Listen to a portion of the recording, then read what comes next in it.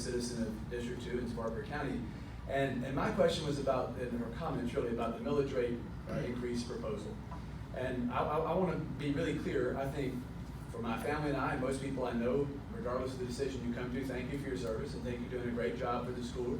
And District 2 is certainly one of the envies of the state. So thank you for your hard work, even though I'm going to disagree with the position you take.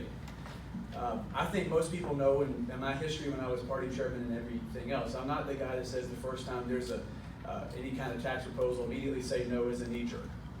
I do like low taxes. I think most people in South Carolina do, and most people in Spartanburg County do. But we also understand the critical need to support infrastructure.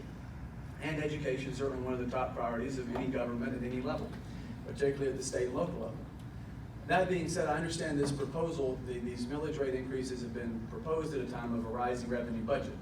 And that does concern me a little bit, because if the notion is we're at a growth in the number of rooftops here, and overall and it's a good thing, we know this is a good thing, but the overall revenue for District 2 has increased significantly because of new businesses moving in and new rooftops going up and new taxpayers paying in. And that's certainly a positive situation to be in, even versus maybe even District 1 or some of the areas that aren't growing as well.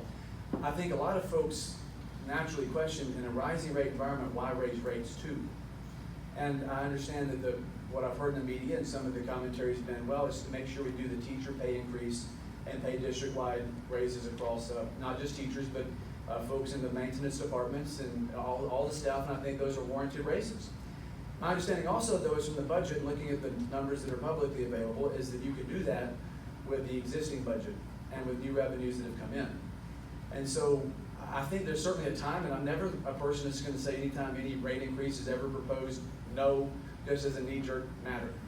But I will say that whenever it's at least publicly been tied to the teacher pay increase at the time that the state legislature funded that, a lot of us scratch our heads and say, okay, if we're going to do a millage rate increase here to pay the teachers, it seems a little bit, and I say this respectfully, disingenuous to say that you have to do this to be sure that the pay increase goes into effect, when the legislature's already done that for the teachers.